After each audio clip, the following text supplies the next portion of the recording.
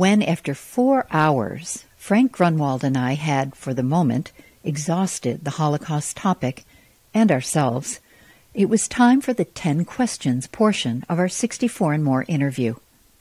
This Q&A is always fascinating to me, as people's true natures tend to be revealed as they ponder and discuss their life ideals.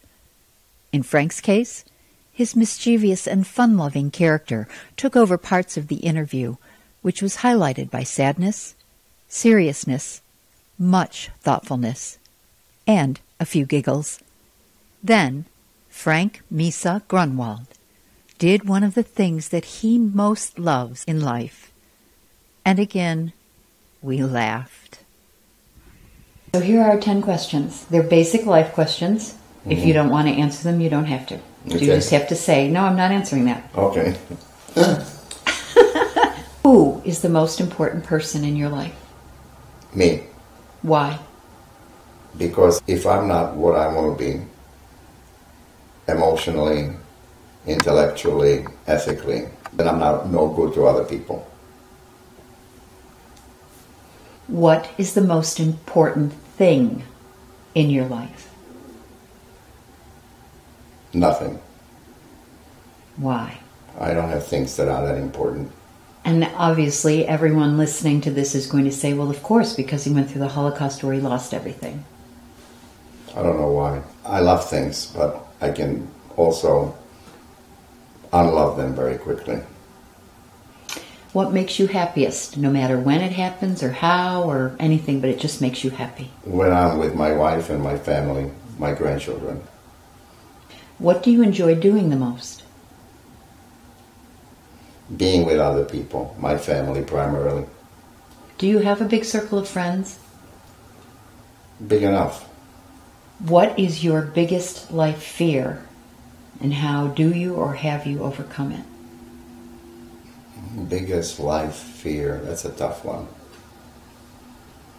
That I won't see my grandchildren grow up. So how are you overcoming that?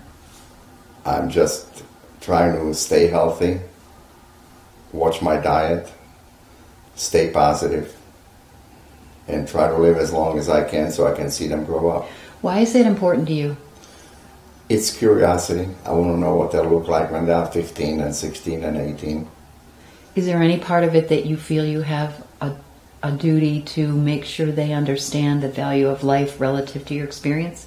That's part of it, but, you know, I don't want them to be too involved in my heritage.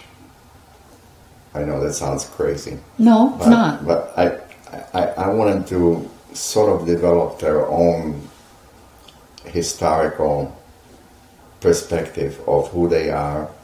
Is it important to spend time with other people, or is being alone important to you? Both. I need to have time to be alone, and I need to be with other people. Were you always that way? I mean, I know you were young when you were... Sometimes I want to be alone, but not for an extremely long time. I would, if I had a choice between being alone and being with other people, I would have to vote for the other people. I can't wait to hear this. How do you define quality of life?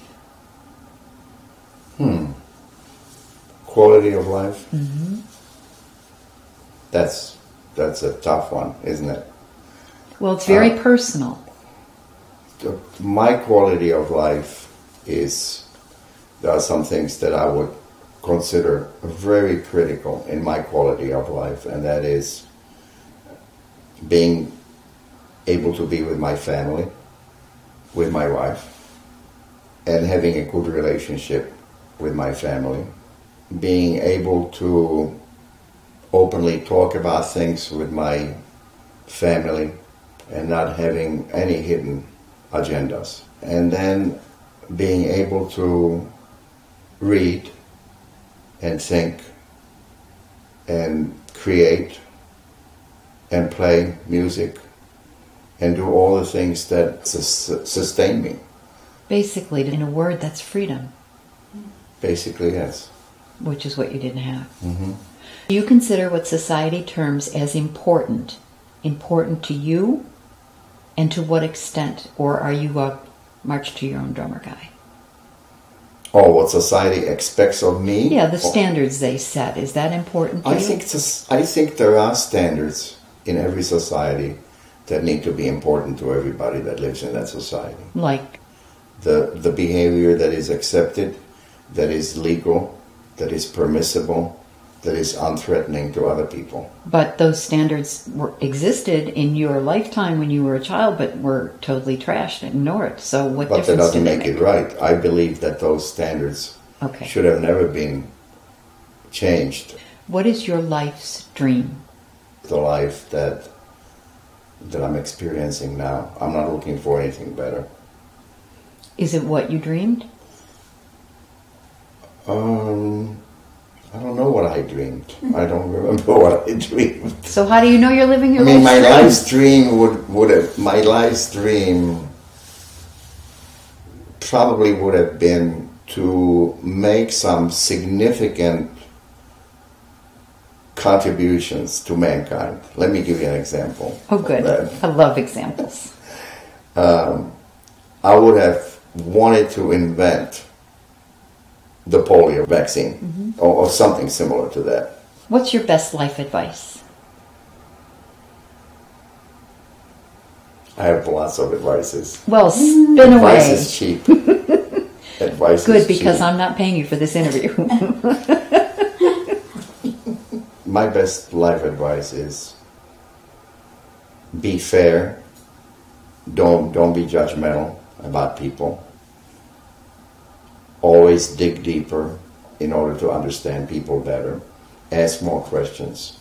Don't come to quick conclusions about people. If there's one thing that people don't know about the Holocaust that they haven't learned yet, or they've been like me, they've been emotionally overwhelmed by the story to the point that they don't always get something that's really important about it. What would you want that one thing for people to know? That those people were the same as any other people in the world. Those people were not criminals. They never did anyone any harm. The children were no different from children in England, in Ireland, in Poland. They were the same as all the non-Jewish children. There was no difference in their ability, in their intelligence, in their behavior. Do you think it could happen again? Absolutely. It's happening now. You have now religiously based killings in the Mideast. You have people being burned alive. You have people being stoned because of different religious and ethnic backgrounds. Unfortunately, it's part of the human psyche. So it's never going to end? No, I don't think it's going to end. I think that's the utopia that that a lot of people are looking for. That's not going to happen. And how does that make you feel? Terrible.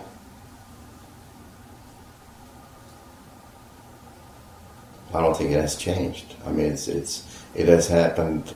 It has happened before, and it's still happening. It will probably always happen.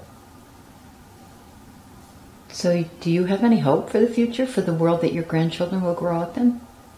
In terms of people not accepting other people and people not being tolerant of other people, I don't have any hope. I think people are vulnerable, and there'll always be people that are going to try to convince the other groups that somebody is bad, somebody is wrong, somebody needs to be killed, or somebody needs to be expelled. And unfortunately, I don't think there'll ever be a defense against that. And so we just accept it, allow it, move on? Well, we have to fight it, but I don't think we'll ever win that war totally.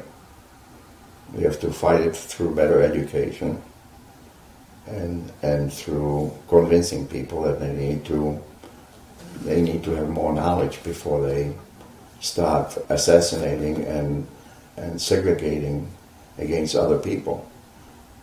So it's a lot of hard work, but I don't think it'll ever be solved totally. We have to end on a better note than that.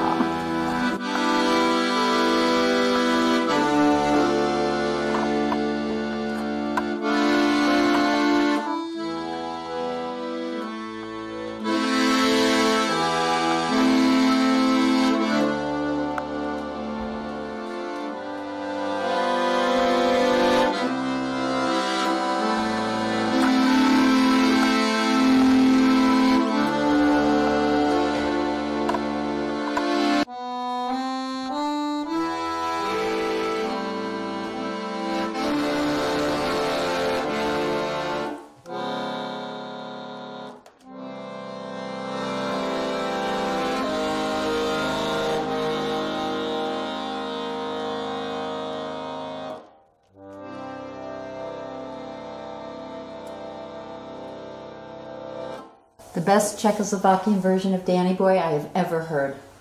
Thank you. It is? It is. Absolutely it is.